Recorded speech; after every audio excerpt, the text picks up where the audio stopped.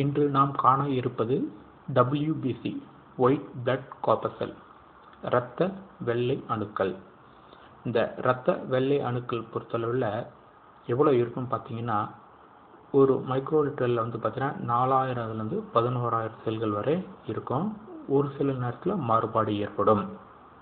இது பார்த்தீங்கன்னா நம்ம உடம்புல அலர்ஜிக் ஒவ்வாமைன்னு சொல்லுவாங்க இல்லையா, அது இன்ஃப்ளமேஷன் டிசீஸ் ஃபார்ம் ஆரம்பிச்சதுன்னா அதனுடைய எண்ணிக்கைகள் பார்த்தீங்கன்னா டாலரேட், அதாவது மாட்ரேட் ஆகும். அதாவது வித்தியாசங்கள் காணப்படும். இது எங்கே இருக்கும் பார்த்தீங்கன்னா, இது நோய் எதிர்ப்பு இல்லை பார்த்தீங்கன்னா ஃபைட் பண்ணும். அதாவது இன்ஃபெக்ஷன் வராமல் இருக்கிறதுக்கு பண்ணுறோம் இந்த வெள்ளை செல்கள் தான்.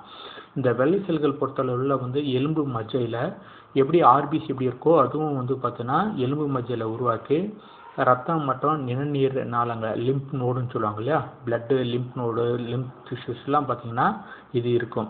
இது முக்கியமான வேலை அப்படின்னு பார்த்தீங்கன்னா இன்ஃபெக்ஷன் வராமல் ப்ரொடெக்ஷன் பண்ணும். எப்படி பார்த்தீங்கன்னா ஆர்மி சோல்ஜர்லாம் எப்படி நம்மளை எப்படி பாதுகாக்கிறாங்களோ அதே மாதிரி இதுதான் செக்யூரிட்டி ஃபோர்ஸ் அப்படின்னு சொல்லுவாங்க. ஏதாவது வைரஸு பாக்டீரியா அந்த ஏதாவது நம்ம உடம்பை தாக்காமல் இருக்கிறதுக்கு நோய்க்கு படையெடுத்து என்ன பண்ணும், கில் பண்ணும். இது பார்த்தீங்கன்னா நேச்சுரலாக இருக்கக்கூடிய ஒரு ஆன்டிபாடி இருக்கும், இயற்கையாக இருக்கணும்.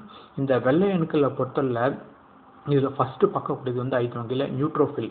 இந்த நியூட்ரோஃபில் ஒரு பொதுவாக இருக்கக்கூடிய ஒரு வகையாக இருக்கும். இது பார்த்தீங்கன்னா பாக்டீரியா வைரஸை என்கல்ஃப், அதாவது கிருமிகளை உள்விழுங்கி அழிக்கக்கூடிய ஒரு மெக்கானிசம் இதில் காணப்படுகிறது. அதுக்கப்புறம் லிம்போசைட் பொறுத்தவரை டி லிம்போசைட் பி லிம்போசைட் அப்படின்னு சொல்லுவாங்க.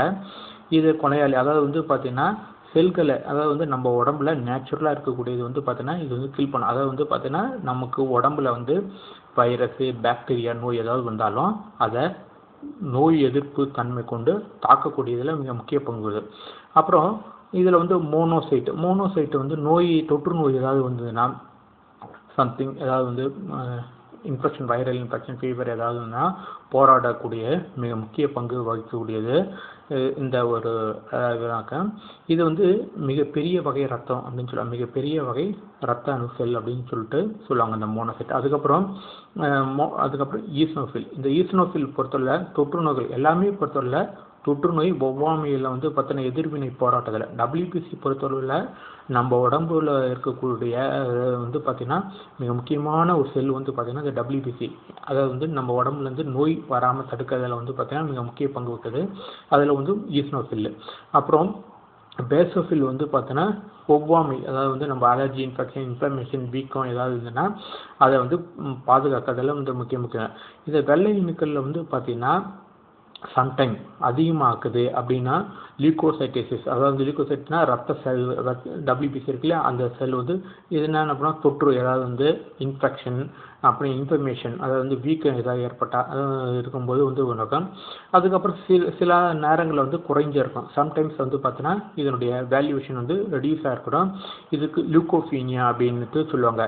இது குறைந்த எண்ணிக்கையில் காணப்படக்கூடியது. இது பார்த்தீங்கன்னா என்ன சொல்லலாம், கேன்சரு HIV எலும்பு மஜ்ஜையில் இருக்கக்கூடிய நோய்கள். இது பார்த்தீங்கன்னா முக்கியமாக பார்த்தீங்கன்னா WBC பொறுத்தவரையில் முக்கிய பங்கு பார்த்தீங்கன்னா தொற்று நோய் இல்லாத டிபியாக இருக்கலாம், அல்லது புற்றுநோயாக இருக்கலாம், HIV இருக்கலாம். அந்த நேரத்தில் ஏதாவது வரும்போது அப்படின்னு நான் மட்டும்தான் இதனுடைய வேல்யூவேஷன் ஹையாகலாம் லோ ஆகிறதுக்கு வாய்ப்புகள் காணப்படுகின்றன. இதுதான் நம்ம தெரிஞ்சுக்க வேண்டிய முக்கியமான விஷயம். Thank you watch this video.